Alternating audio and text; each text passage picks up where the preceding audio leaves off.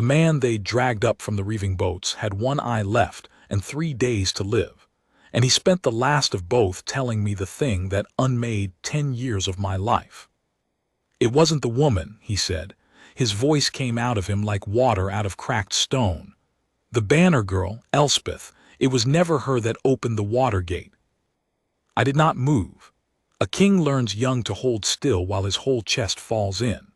The torch on the wall guttered, and the shadows on the cell floor leaned and straightened, and somewhere above us in the Mirren hold, a hound was baying at the thaw, and I stood there with my hands loose at my sides and let a dead man tell me I had thrown away the one true thing I was ever given.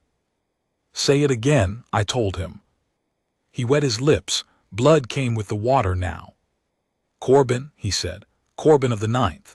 He took the Corran silver. He carried the iron key down to the Watergate the night the ice broke, and he opened it, and he let them into your hall, and 40 of your people died before dawn. And when it was over, he put the key in her sewing basket, and he swore to your council he'd seen her do it. He coughed. We laughed about it after, on the boats, that the Grey King hanged his own war on a Mender girl and never once looked at his own ninth. He didn't hang her, I said, and my voice was a stranger's. No, the man agreed. You did worse. You believed it, and you let her go, and you married the Corran woman to end the war, and Corben drank himself into the river 3 winters back a rich man. He turned his ruined face toward the torch, as if he wanted to see it clearly before the dark came for him. I've killed men. I've burned holds. But that's the one that sits in me. That we watched a good woman carry another man's guilt out into the snow, and not one of us said a word. Why, I said, it was the only word I had. Why tell me now? You gain nothing by it. You'll be dead before the ice is off the river. He was quiet a moment. When he spoke again, his voice had gone somewhere far off. I had a sister, he said, long ago before the boats. She got blamed for a thing a man did, and no one spoke for her, and she went into the water rather than carry it. I've thought about your Mender girl every year since that winter. Thought she'd have done the same. Thought there was a girl out there in the reeds somewhere who went into the water because 40 men watched her carry a lie and held their tongues. He almost smiled. If she's alive, King, you go and stand where you should have stood. That's all I want out of dying. To have said it out loud to the one man who could set it right. I remember the cold of the wall against my back. I don't remember reaching it. You have to understand what a name is, in a hold like mine. They call me the Grey King now, and the Alpha of Mirren, and your Grace, and my King, and the Warden of the High North, and none of those are a name. A name is what a mother gives you before you're anything worth titling. A name is what a friend uses when they've stopped being afraid of you. In 38 years of life and 10 years of crown, I could count on one hand the people who had ever called me by mine, and every one of them was dead or gone. And the last of them had said it to me across a council table with the whole hall watching, quiet as a closing door. Thorn, she'd said, not my king, not Alpha, just Thorn, look at me. And I hadn't. That was the thing I could not carry, that would not leave me these 10 years and would not leave me now. Let me tell you how it happened, since I have carried it so long that I know every stone of it by heart. The war with the Corran packs had ground on for 3 winters, and it was the kind of war that eats a country slowly, not one great battle but 100 small cruelties, a burned steading here, a poisoned well there, until no one in my hold slept a whole night through. We were losing, not in the field, in the bones. A hold can win every skirmish and still lose the war if its people stop believing morning will come. And then, in the deepest cold of the 3rd winter, on the night the river ice broke early and treacherous, someone opened the water gate of the Mirren hold from the inside, and the Corran reavers came up out of the dark and put 40 of my people in their graves before we drove them back into the water. 40, I knew every name. I still know every name. I say them some nights the way other men say prayers.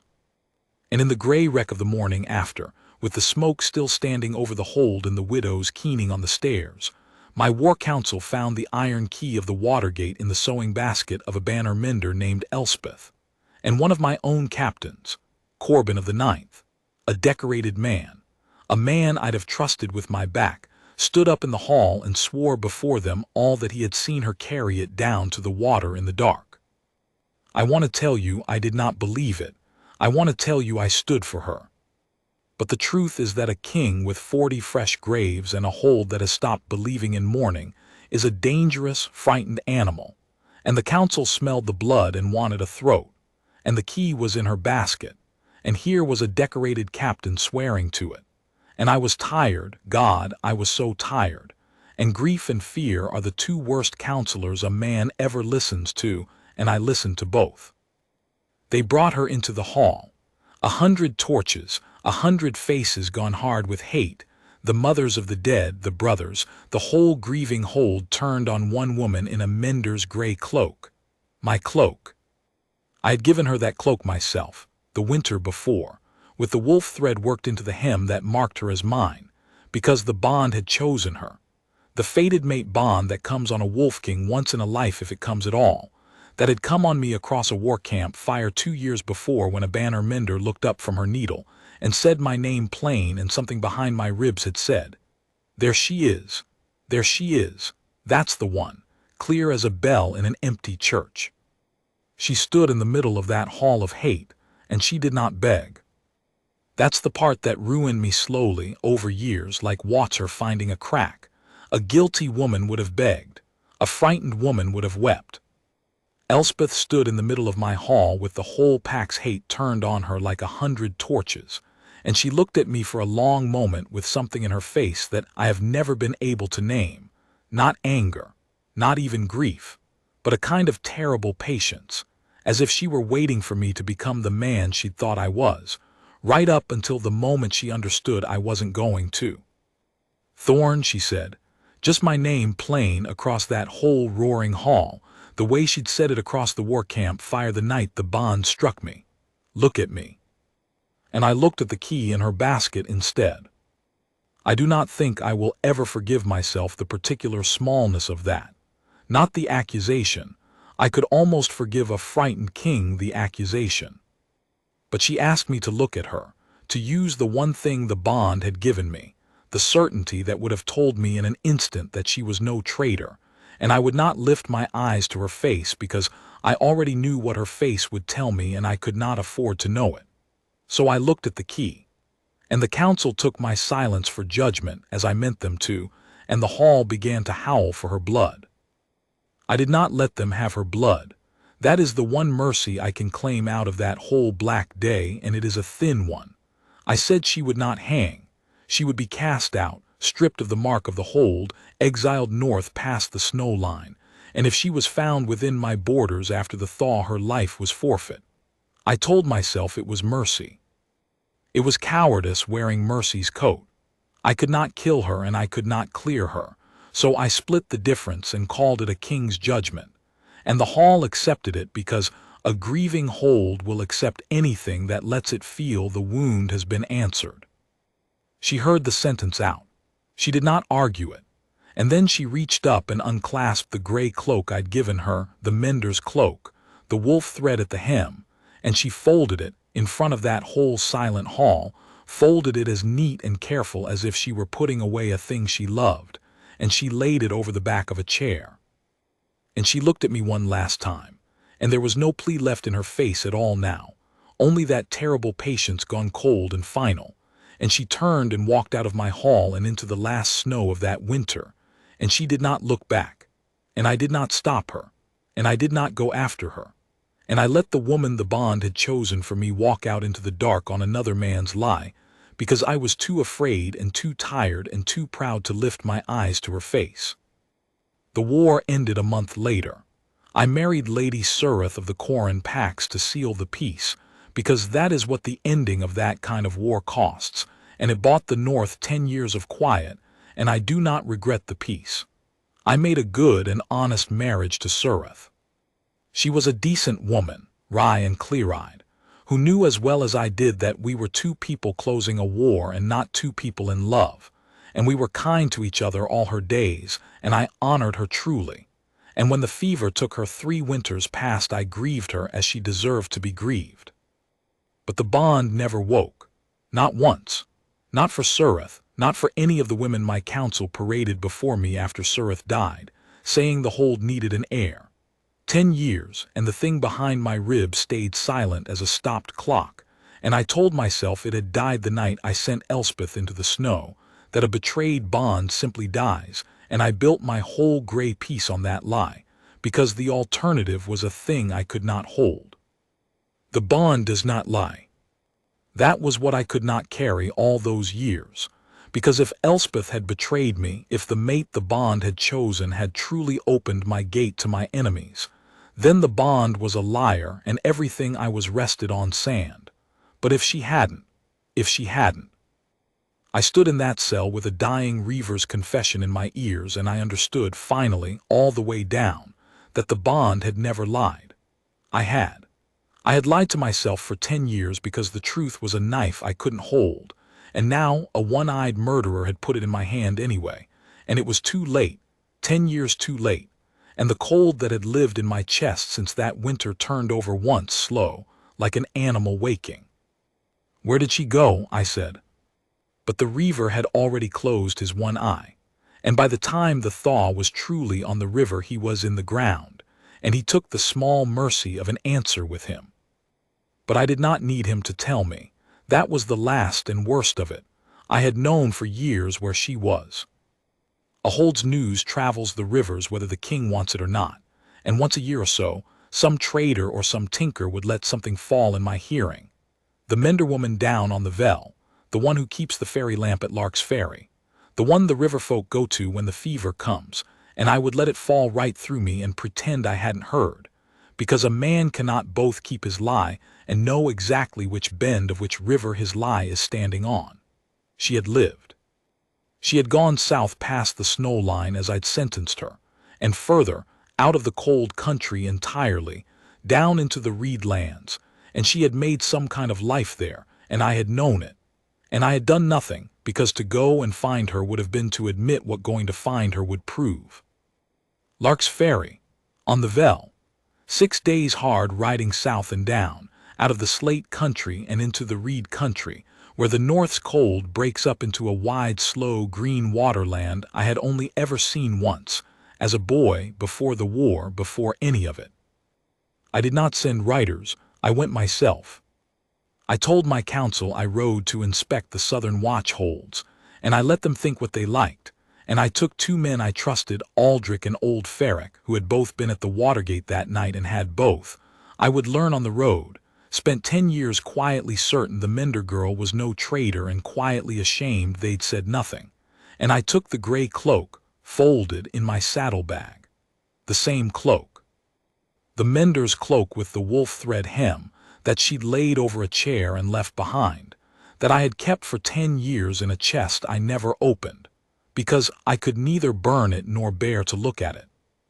And I rode south to find the woman I'd broken, not knowing what I would say, not knowing if she would spit at me or shut a door in my face or simply look at me again with that terrible patience, and finish the sentence her whole body had started 10 years ago. The reed country came up slow, the way morning does.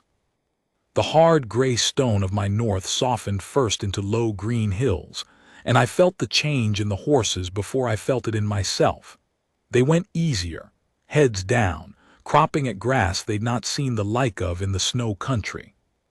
Then the hills fell away into water meadows, and the meadows into a land that was more water than earth, a wide brown river braiding through reed beds taller than a mounted man, with little humped villages standing up out of the wet on their stilts and their old raised roads, and everywhere the sound of birds and frogs and the reeds moving, a great soft, ceaseless sound like the whole land breathing in its sleep.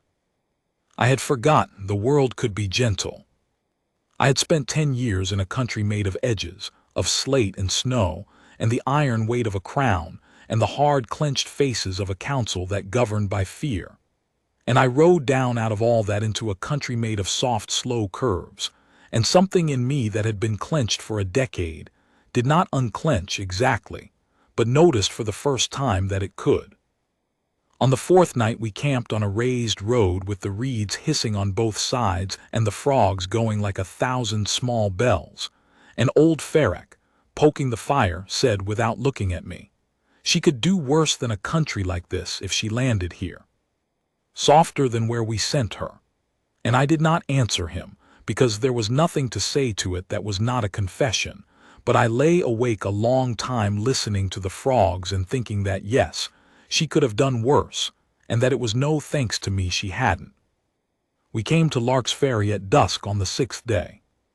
It was a small place, 20 houses on stilts, a raised stone road running down to the water, a ferry landing where a flat, wide boat sat pulled up on the mud, and at the head of the landing on a post an iron lamp. It was lit. As the light went out of the sky, the lamp came up out of the dusk gold and steady, and I understood, sitting my horse at the edge of that little village with my heart going like a war drum, that this was the thing I'd heard about for 10 years and never let myself hear.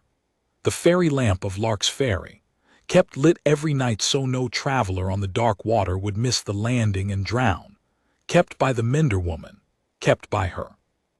And then she came out of the low house beside the landing with a taper in her hand to tend it, and it was Elspeth. 10 years is a long time. It had put gray in her dark hair and lines at the corners of her eyes, and a weathering in her hands that a war camp banner mender's hands had never had.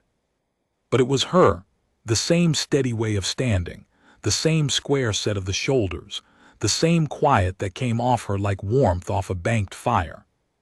She reached up and trimmed the lamp, and the light steadied, and she stood a moment looking out over the dark water the way a person does when they've kept a lamp so long that tending it has become a kind of prayer.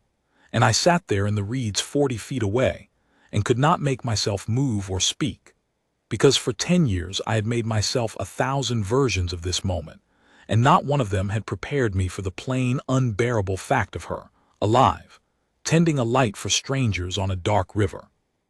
Having built out of the wreck I made of her a small, good, useful life that had never once needed me in it. And then the thing behind my ribs, the thing that had been silent as a stopped clock for 10 years, that I had buried and mourned and told myself was dead, it woke. It did not surge or howl. It was quieter than that and far worse. It simply opened, the way an eye opens, and looked at her and knew her, the way it had known her across a war campfire 12 years before, calm and total and beyond any argument. There she is, that's the one, that was always the one. 10 years of my careful gray lie came apart in a single breath. The bond had not died. It had only been waiting, patient as she was, for me to stop being a coward long enough to come and find what I already knew. She heard the horses. Of course she did. A mender girl who'd lived through a war doesn't lose the trick of hearing what comes out of the dark. She turned, taper still in her hand, and she looked out toward the reeds where we sat, and I watched her go still. She knew me. Even in the dusk, even after 10 years, even out of everything she must have made herself believe about me, she knew me at once, the way I would have known her out of 1,000, because the bond does not care how badly the two people carrying it have wounded each other. It only knows its own. For a long moment neither of us said anything. The lamp burned between us. The reeds moved. Aldrich and Ferric had the sense to hang back in the dark. Then she said, quite calmly, in a voice 10 years lower than the one I remembered but unmistakably hers, "The ferry doesn't run after dark. You'll have to wait for morning like everyone else." And she turned to go back into her house. "Elspeth." She stopped. She didn't turn around. Her back was very straight. "I'm not here for the ferry," I said. My voice came out rough. I had ridden 6 days rehearsing 100 openings, and every one of them had abandoned me. "I came to find you." "Then you found me," she said, still not turning. "I'm the woman who keeps the lamp. There's an inn 2 villages up if you need a bed. Good night." And she went inside and shut the door. And after a moment the light of a hearth fire came up warm in the little window, and I sat there in the dark on my horse like a fool, a king with 100 wolves and a crown, shut out of a stilt house on a river by a woman I had thrown to the wolves myself. I did not force the door. Understand that, if you understand nothing else about the man I was trying to become. I had spent my life able to make almost anyone do almost anything, and I sat in the cold dark and let her shut me out, because the one thing I had left to give her was the choosing. She had walked out of my hall 10 years ago with her choosing taken from her by my cowardice, and I would rather have frozen in those reeds than take it from her again. We made a cold camp on the raised road. In the morning I sent Aldrich and Ferric to the inn upriver, and I stayed. I did not knock on her door. I sat on a mooring post by the landing, in plain clothes with no mark of the crown on me, and I waited.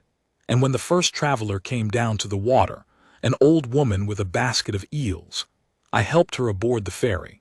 And when Elspeth came out to pole the boat across and found the Grey King of the High North handing an eel woman into her ferry, she stopped dead on the landing and looked at me with an expression I could not read at all.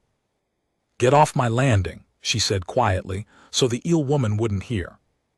"Let me pole the ferry," I said. "You've a fever call to make upriver. I heard the boy come for you at dawn. Let me run the crossing while you go. I'll not touch your house, I'll not speak to you, I'll be gone the moment you tell me to be gone. But let me be useful to you for one day, Elspeth. One day. That's all I ask, and then if you tell me to ride north, I'll ride north and you'll never see me again." I watched her weigh it. I watched her want to tell me to drown. And I watched something else, too, the pull of the sick child upriver against the pride that wanted me gone, and I saw the mender in her lose to nothing, because that was who she was, who she had always been, who I had let a forged key make a liar of. She could no more leave a fevered child for the sake of her pride than she could stop the river. "You break one thing in my house," she said. "You say one word to me I don't ask for, and I'll have the rivermen put you in the water, king or no king. They will, too. They don't love your kind down here." "I know it," I said. She looked at me one moment more. "Poles are heavier than they look," she said, and she picked up her fever basket and went up the raised road and left me her ferry, and that was the first day. I poled that ferry across the Vell 40 times that day, and I have never in my life done work that mended me more.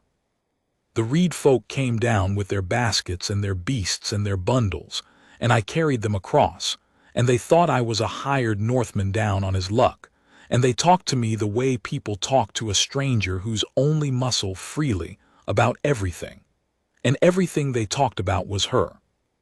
The mender saved my daughter's arm when the barber wanted to take it. The mender sat 3 nights with my mother when the coughing sickness came and never took a coin. The mender pulled my boy out of the water when the flood came and half the ferry with him. The mender, the mender. By noon I understood that this village did not know they had a hidden queen living beside their landing. They knew they had something better and rarer, a good woman who had chosen to spend herself on them for no reward, and they loved her with the fierce plain love that people give to the one who has stood between them and the dark.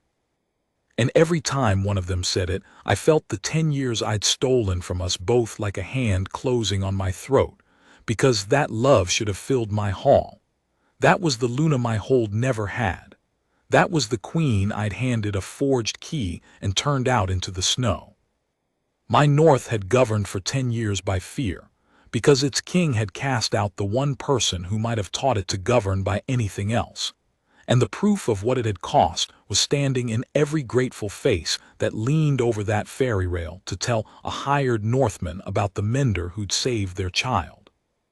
She came back at dusk with the child's fever broken and found her ferry landing swept, her mud scraped clean, her mooring lines recoiled, and a stack of cut reeds by her door for the morning fire, and me sitting on the mooring post exactly where I'd promised to be, saying nothing. She stood looking at all of it for a while. Then she said, not to me exactly, to the river, "You always did work when you couldn't think of what to say." "I still can't think of what to say," I said. "I know," she said.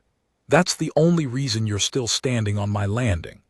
And she went inside, and this time she left the door open a hand's width, and the warm hearth light fell out across the boards, and I understood that a hand's width was more than I had any right to, and I did not push it wider. That was how it went those first days. I ran her ferry and cut her reeds and mended her nets. I'd learned that in the war camps, a king who can't mend a net is no use to anyone. And she went to her fever calls and her birthings and her old dying river folk, and we did not speak of the past, and the hand's width of open door stayed a hand's width, and I began to learn the shape of the life she'd built, and it was a good life, and it did not have a king-shaped hole in it, and that was the hardest lesson of all. That she had not spent 10 years waiting for me, she had spent 10 years living. The child was called Nell. I met her on the 4th day, a girl of 9 or 10 with river-brown hair and a wariness in her far older than her years, who came down to the landing with a basket of washing and stopped when she saw me and put herself very deliberately between me and the house, a small fierce guard at a small fierce post. That's the Northman mother said not to talk to, she informed the eel woman loudly and glared at me, and I liked her at once, and I understood at once that she was not Elspeth's by blood. The coloring was all wrong, the river-brown hair, the light eyes, and that she was Elspeth's by every way that counted more than blood.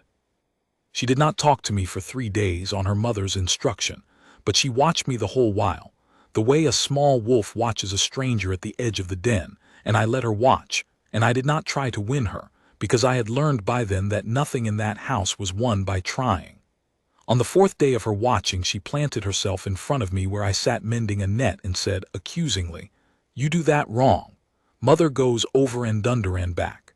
You just go over and under." "Show me then," I said, and handed her the net.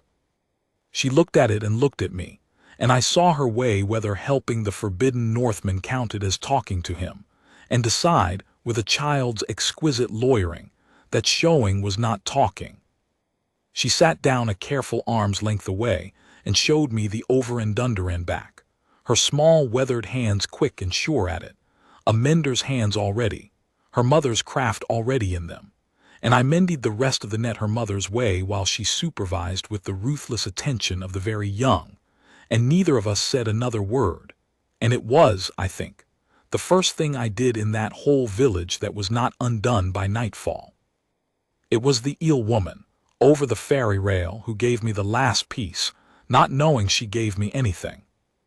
"Took the girl in as a babe," the old woman said comfortably, chewing a reed, on the 9th or 10th crossing of some long gray afternoon. "Corbin's child, you'll not know the name before your time, some northern soldier come down the river to drink himself dead, no wife, no kin, and this scrap of a girl left squalling in the reeds. Everyone said leave her to the water. The mender took her in that night and never once looked back, raised her like her own. Whole village knows Nell's got no better mother in the world, though the mender'll never say a word about where the child came from, nor let a soul speak ill of the dead man neither. Says the girl'll not carry her father's shame, says a child chooses nothing." The old woman spat a reed into the river. Good woman, hard as an oak and soft as bread, that one, never could work her out. I stood in the middle of the Vell with a pole in my hands, and I could not move. Corbin's child, Corbin of the 9th, who'd taken the corn silver and opened my gate and put the key in her basket and let her carry his guilt into the snow. Corbin, who drunk himself into this very river a rich and rotten man. And Elspeth, cast out of my hold on that man's lie, 10 years wronged, 10 years exiled by his treachery and my cowardice, had found his orphaned baby dying in the reeds and had picked her up and carried her home and raised her as her own, and had spent 10 years shielding that child from the shame of a father who had ruined her, and had never told a living soul, because a child chooses nothing. I had thought, riding south, that I understood the size of what I'd done. I had not. It took a village eel woman and a small fierce girl on a washing day to show me the true size of the woman I'd thrown away, that even the man who destroyed her had left, in the end, a helpless thing in her hands, and she had answered it not with the vengeance any court in the world would have granted her, but with 10 years of quiet, unthanked love. She had taken the child of her betrayer and made herself the child's whole world. I had 100 wolves and a crown, and I had never in my life done one thing that came within a country's width of that. I poled the ferry to the far bank, and I set the eel woman down, and I stood there a long time in the reeds getting my face back before I could go home to the landing, because a king does not weep where the reed folk can see him, and I very badly needed to. I told her that night. She was mending a net by the hearthlight, and the door was a hand's width open, and Nell was asleep in the loft, and I stood on the landing outside the light, and I told her, plainly, with no softening, the thing I had ridden 6 days to say, and had not been able to say for 4. A reaver died in my cells a fortnight ago, I said. Before he died, he told me the truth about the Watergate. It was Corbin of the 9th who took the Corin silver. It was Corbin who carried the key down and opened the gate the night the ice broke. It was Corbin who put the key in your basket after, and swore to my counsel he'd seen you do it. I made myself keep my voice level, because she deserved the facts without my grief laid over them like a demand. You never opened my gate. You never betrayed me. I knew it, some part of me always knew it, because the bond never once let me go, not in 10 years, not for Sureth, not for anyone, and I chose the forged key over the truth of you because the truth was harder to hold. I am not here to ask you to forgive it. It is not a thing that should be forgiven. I am here because you should not have to live one more day under a lie I let stand. I rode down to tell you that I know, and to tell you that I will ride home and stand up in the same hall where I let them curse you, and I will clear your name before every soul who watched you go, whether you ever want to see my face again or not. You owe me nothing. I owe you 10 years I cannot give back. That is the whole of it. The net had gone still in her hand somewhere in the middle of it. She sat very quiet by the fire and did not look at me, and the reeds moved, and the lamp burned on its post, and I waited for whatever she chose to give me, and I had promised myself I would take it, rage, silence, the rivermen, whatever came, because it was hers to give. When she finally spoke, it was not what I expected. I know it was Corbin, she said. I went cold. She set the net down in her lap. I've known since the night I found his daughter in the reeds, she said quietly, still looking at the fire. He was dying when they pulled him out of the water, drunk and rotten, and he babbled the way dying men do, the way that reaver of yours must have babbled, and I heard enough. Enough to know what he'd done. Enough to know it was his silver and his key and his lie that put me in the snow. She turned her head then and looked at me, and there it was again, that terrible patience, 10 years older but unbroken. So don't ride home thinking you're bringing me a gift, Thorn. I've carried the truth of it longer than you have. I just never had a hall to shout it in, and by the time I could have gone north and made you believe me, I'd found something worth more to me than being believed. The name. She'd said my name. Thorn, plain, the way no one had said it to me in 10 years, the way she had said it across the council table the night I would not look at her, and I felt it go through me like the first crack of a thaw through river ice, a warmth breaking up something that had been frozen so long I'd stopped feeling it as cold and only felt it as myself. 10 years of the war country's edges, 10 years of my king and your grace and the crown's iron weight, all of it went out of me on that one plain word out of her mouth, and I had to put my hand on the doorframe to stand. She saw it, she saw everything always. Don't, she said, but not unkindly. You knew, I managed. You knew he'd done it, you knew you could clear your name, and you stayed. You stayed and you raised his child. Yes, she said. Why? And she looked at me for a long moment, and I watched her decide whether to let me have the answer. And I have never in my life been given anything I did not deserve less than the thing she gave me then. Because I could go north and shout the truth and clear my name and shame you before your council, she said slowly, and it would not put one warm thing back in my life, or I could pick up the dying man's daughter and put a warm thing into hers. I couldn't do both, Thorn. If I went north to be believed, the child died in the reeds, no one else would take her, she was the traitors' get. They'd have left her to the water and called it justice. So I chose the child. I chose the small warm thing I could actually do over the large cold justice that would only have burned you. She turned the net over in her hands. I told myself it was mercy. Maybe some of it was. But I'll be honest with you, since you rode 6 days to be honest with me.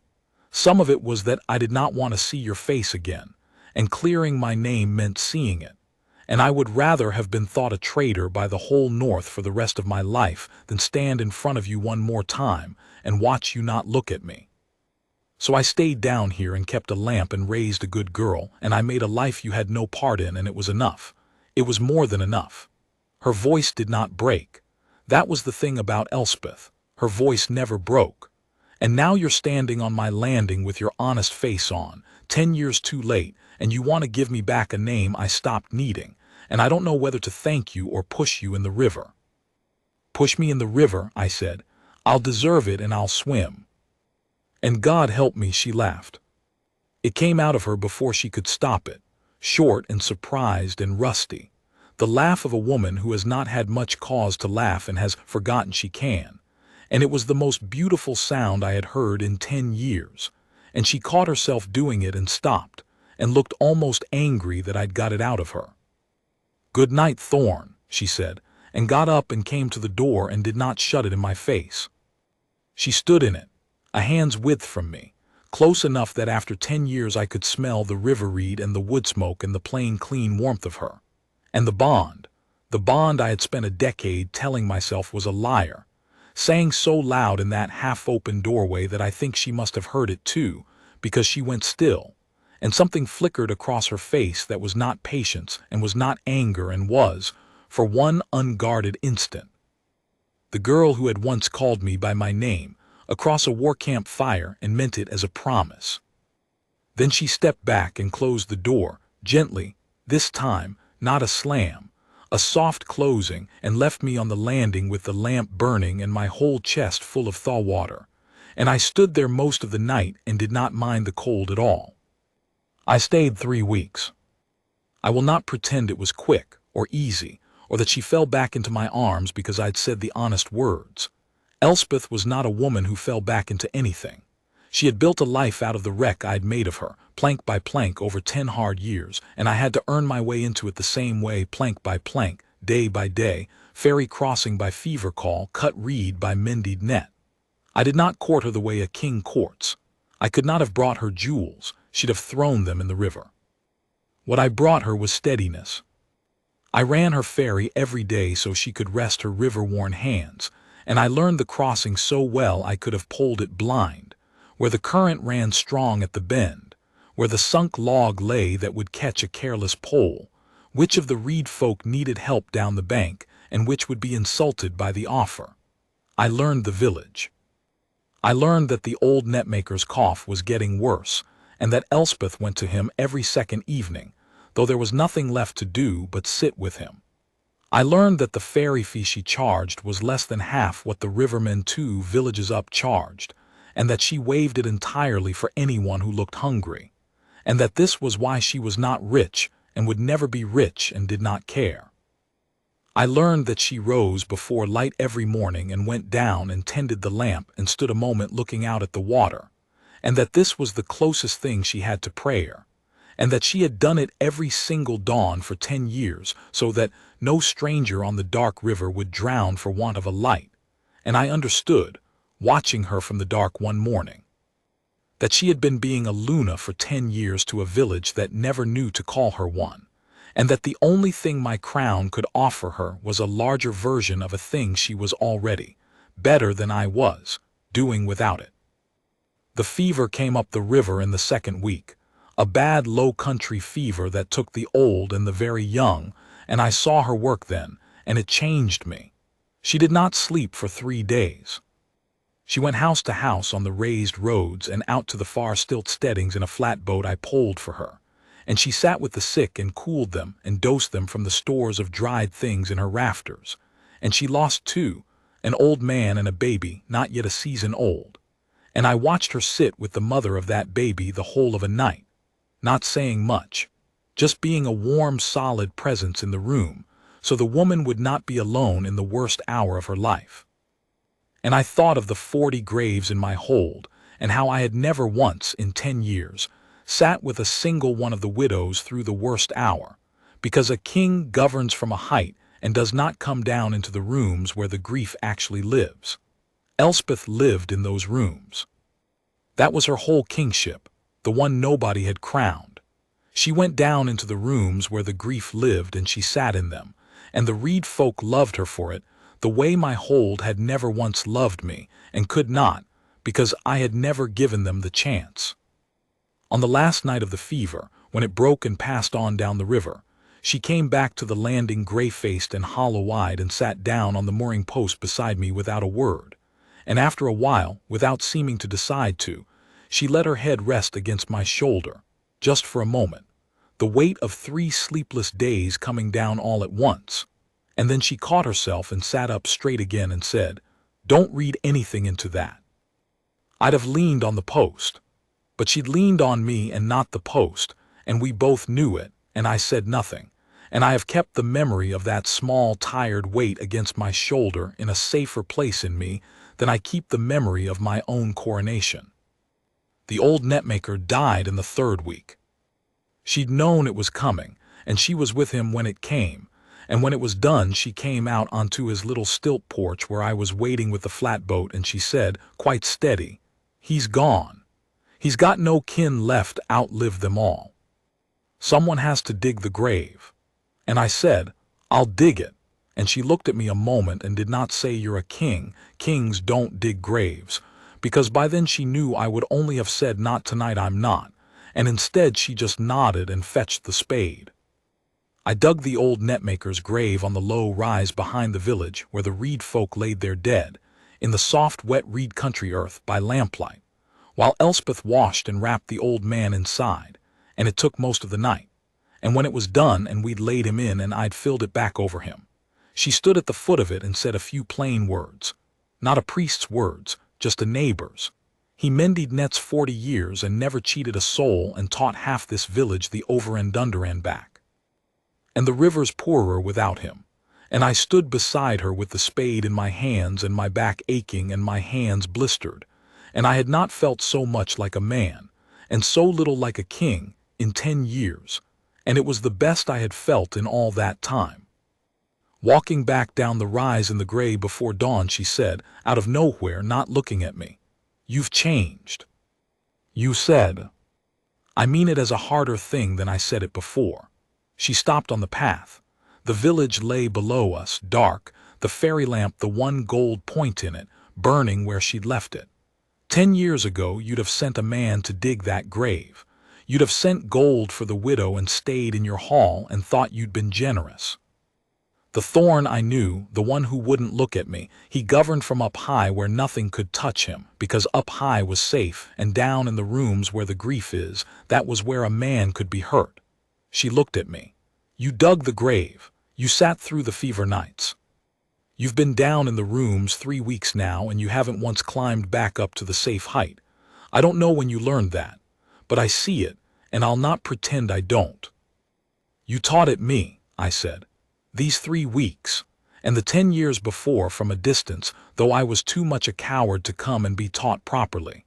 Everything I know about what a crown is actually for, I learned watching you be a queen to a village that never knew to call you one." She was quiet a while, then she said, "The netmaker asked me once why I never married, down here. There were men who'd have had me." She started walking again, slow, down toward the lamp. "I told him I'd been married once in a manner of speaking to a bond, and it had gone wrong, and I'd not have the stomach for a lesser thing after. He thought I meant a dead husband. I let him think it. Easier than the truth." A pause.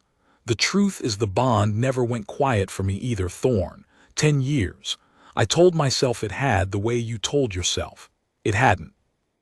It just went where I sent it, down under everything, and stayed there aching, and I built a whole life on top of it and called the aching something else." She stopped at the foot of the landing and looked up at her lamp. "So don't think you rode down here and woke something that was sleeping. You rode down here and found something that had been awake the whole 10 years, on both ends of it, and too proud and too hurt to do anything but ache. That's a worse thing than you thought you were finding. I'll not have you thinking it was gentler than it was." I did not touch her. I wanted to more than I have ever wanted anything, and I did not, because the choosing was hers and the dawn was coming up gray over her lamp, and she had just handed me the truest thing she owned, and it was not a thing to be answered with my hands. I only said, "Then we've both been 10 years awake and aching. That's not a reason to spend the rest of them the same way. Not now the lie's dead." "No," she said, looking at the lamp. "No, it isn't." And that was all that morning, but it was a great deal. In the evenings, when the lamp was lit and the crossings were done and Nell was in the loft, Elspeth began, a little at a time, to let me back into the country of her voice. She asked me about the North, carefully, testing, the way you test ice. She asked me about Surith, and I told her the truth. That I had honored the Corin woman and grieved her, and never once loved her the way the bond meant love. That Surith had known it and I had known it, and we had made a decent, clear-eyed piece of a marriage and never pretended it was more. And that Surith, who was wiser than I was, had said to me once near the end, "Whoever it was, the one the bond meant, I hope you find her before you die. Because you've been half a man the whole time I've known you, and it wasn't my doing, and it was never in my power to mend." Elspeth listened to that with her steady eyes and did not gloat and did not soften, only nodded slowly, as if a woman she'd never met had just been proved kinder than she'd let herself imagine, and said quietly, "She sounds like she deserved better than half a man too." And I said, "She did. Everyone I've ever failed deserved better. It's a long list and you're at the head of it." And Elspeth said nothing to that, but she refilled my cup, which from her was a whole speech. She told me about the flood year, when the Vel came up over the raised roads and half the village would have drowned but for her getting them onto the roofs and the high steadings. She told me about the winter she'd nearly lost Nell to the coughing sickness, and had sat 3 nights holding the child and bargaining with a God she wasn't sure she believed in. She told me about the first year, the hardest year, when she'd come down out of the snow country with nothing, a cast-out woman with a mark of shame on her, and how the reed folk had been wary of her for a whole season, until the day she'd set a riverman's broken leg so clean he walked again by harvest, and how she'd built their trust the same slow plank-by-plank way she was making me build mine now. And I understood she was telling me that too, underneath the story, "This is how I do it. This is the only way in with me. There is no shortcut and you are on the right and only road." And Nell, in her own fierce, guarded way, began to let me in as well. It started with the net and went on to the ferry.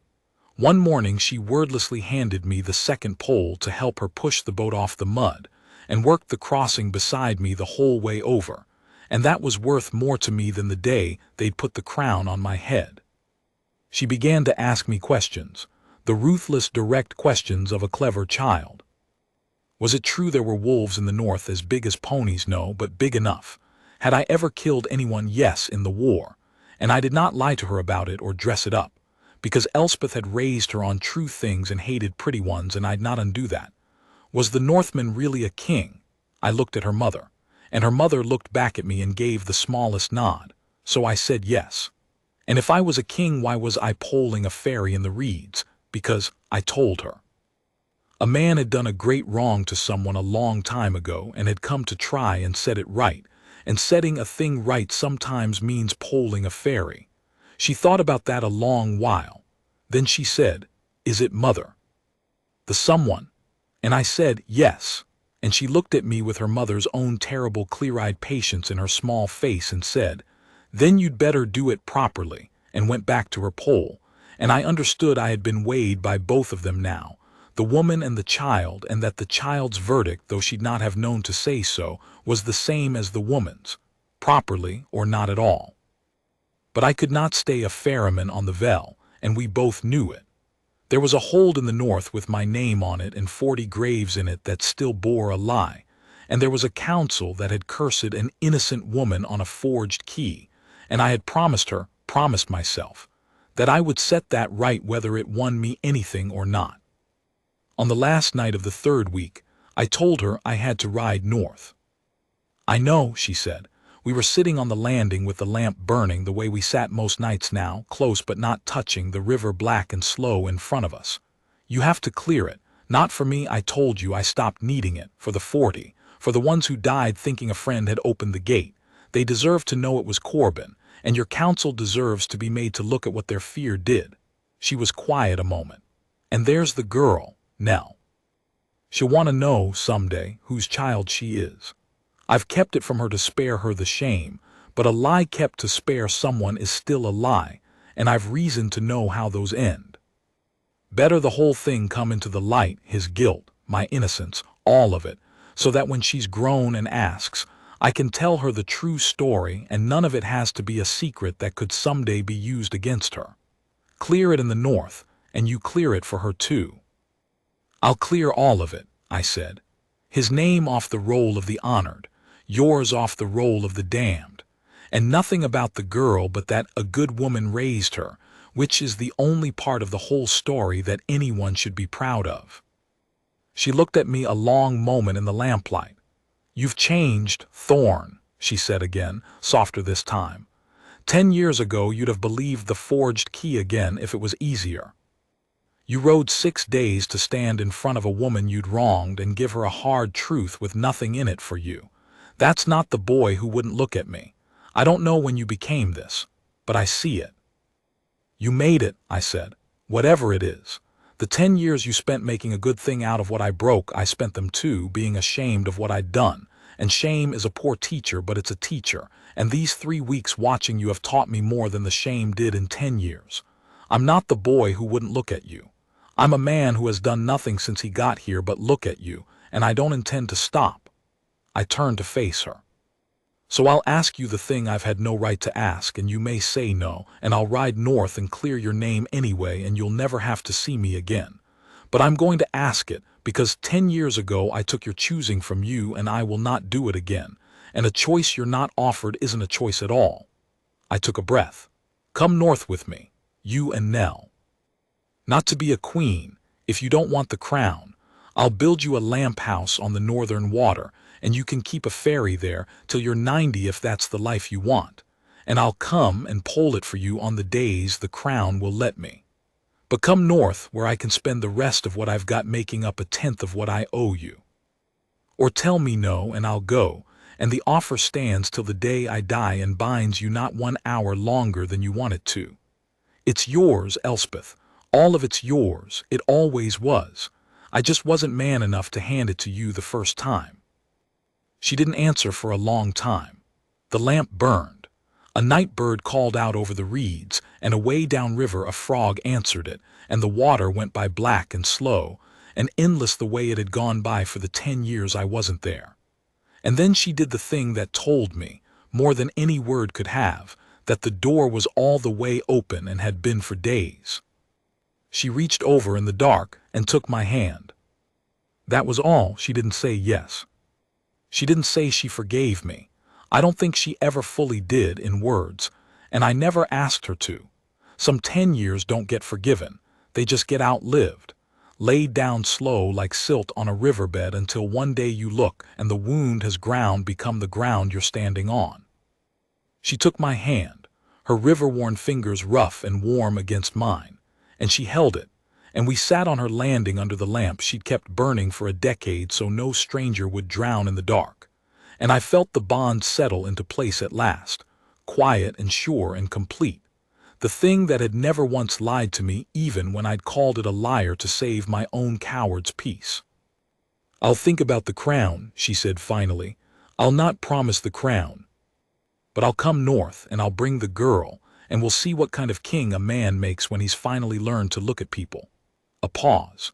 And Thorn, if you ever fail to look at me again, if you ever take a forged key over my face one more time in this life, I will not walk out into the snow. I am 10 years past walking out into the snow for any man. I will pole you across the Vel and leave you on the far bank and keep the ferry, and you can shout for me from the reeds till you rot. Do you understand me? I understand you, I said. I've spent 10 years understanding you. I'll spend the rest of it too, and count myself the luckiest man the bond ever chose, forged key and all. We rode north when the reeds greened, the 4 of us and my 2 men, Elspeth and Nell on the 2 gentlest horses Ferreck could find. the girl fierce and wide-eyed at leaving the only country she'd known. Her mother steady beside her, murmuring the names of the new things as the reed land gave way to the water meadows, and the meadows to the hills, and the hills to the first far gray line of the snow country. Behind us, the village of Lark's Ferry hung a new lamp for the ferry, and never did work out where their mender had gone or why the hired Northman had turned out to matter. And that was as it should be. Some good is done quietest, and a village that has to be told its debts is a poorer thing than one that simply lights a new lamp and gets on. I stood up in my hall, the same high seat, the same council, older now and grayer and mostly the same fearful men, and I told them the truth of the Watergate. I named Corbin of the Ninth before them all. I laid out the Reaver's confession, and the silver, and the iron key carried down in the dark, and the lie sworn over the graves of the 40. And then I did the thing no one in that hall expected, the thing a king almost never does, because a crown teaches you above all else to never be seen to be wrong. I named my own cowardice beside Corbin's treachery. I told them that a woman had stood in that hall 10 years before and asked me to look at her, and that I had looked at a key instead, because I was tired and frightened and grieving, and could not afford to know what her face would have told me, and that a captain's lie had cast her out, but a king's cowardice had let the lie stand, and that of the two I judged the king's the worse, because the captain had at least the excuse of greed. And the king had had the bond itself telling him the truth, and had refused to listen to it. The hall went very quiet. I watched the council that had cursed her go pale and still. I watched the ones who'd screamed loudest for her blood 10 years past find they had nothing at all to say now. Their fear turned back on itself with nowhere left to run, because the king they'd counted on to share their guilt had stood up and taken it all onto himself, and left them holding only their own shame. And I did not spare them, and I did not spare myself, because I had learned in 3 weeks on a river what 10 years on a throne had never taught me, that a wound governed from a safe height only festers, and the only way to heal a thing is to come down into the room where it lives and sit in it, however much it costs. And then I brought Elspeth into the hall. Not as a prisoner this time. Not to 100 torches of hate. She walked in free and unhurried at my side, in the gray mender's cloak I had kept folded in a chest for 10 years and carried 6 days south, and now, at last, laid again about her shoulders with my own hands before I opened the hall doors, the wolf thread at the hem catching the torchlight, the mark of the hold restored to the woman it had been stripped from, and I put the truth of her before every soul who had watched her go. And I said, "This is the woman you cursed, and she was innocent. And while you cursed her she went south and kept a lamp so that strangers would not drown, and raised the traitor's own orphaned daughter as her own, rather than let a child pay for its father's crime. And that is what a Luna is, and my hold has gone 10 years without one because its king was a coward. And I am done being that king." And the hall that had once cursed her stood in shame, and one by one, without my ordering it, without my so much as glancing at them, they knelt. Not because I commanded it, I had commanded nothing. Because they had finally been made to look at what she was, and what they'd done, the same way I had, 10 years too late, and there is nothing to do in front of that but kneel. She did not gloat over them. That was not in her, had never been in her, and I loved her the more for it, watching. She let them kneel, and she looked at them with that steady patience of hers, the patience that had waited 10 years for a coward king to become an honest one, and when it was done she said only, in a voice that carried to the back of the hall without ever being raised, "Get up. The 40 are still dead, and your kneeling does nothing for them and less for me. Go and put their names right on the stone, and take Corbin's off the roll of the honored, and see that the widows are cared for as they should have been these 10 years, and will say no more of it." And they got up and did exactly as she said, every one of them, because they knew, all of them in that moment, what I had known for weeks and would know for the rest of my life, that the queen the North had thrown into the snow had come home a better ruler than the king who'd let her go, and the hold was fortunate past its deserving to have her back. She took the crown in the end.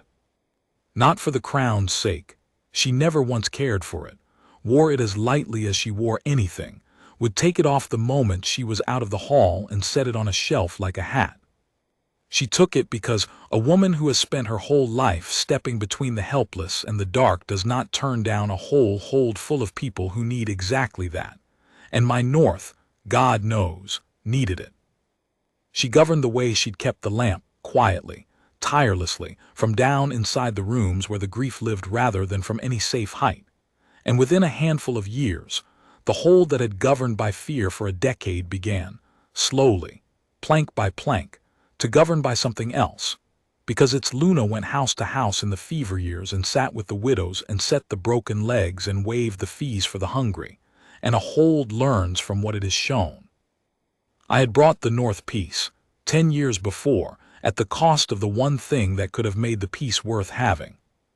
She brought it the rest. Nell grew up in that hall, a fierce good girl who guarded her mother still, and in time, guarded a hold. And when she was grown, Elspeth told her the whole true story, all of it, her father's guilt and her mother's innocence and the 10 years of silence kept to spare her. And Nell wept, and then she squared her small, strong shoulders exactly the way her mother did, and said that a child chooses nothing but a woman chooses everything, and that she chose to be her mother's daughter and no one else's, and no one in that hold ever spoke Corbin's name to shame her. Because her mother had decided 10 years before that a child chooses nothing, and what her mother decided in that country tended to hold. I keep a lamp now. That's the thing I do that's mine, that no king before me ever did, that no council quite understands and none of them dares question.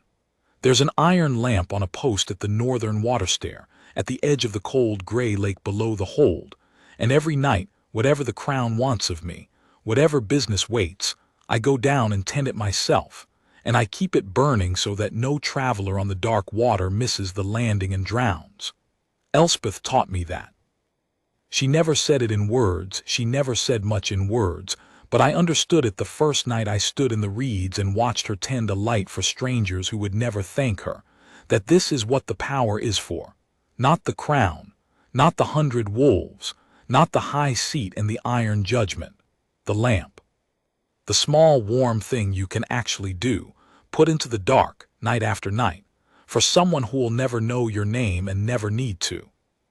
She is beside me most nights when I tend it, her hair all gray now and mine gray too, the river country warmth still coming off her like heat off a banked fire even here in the cold north.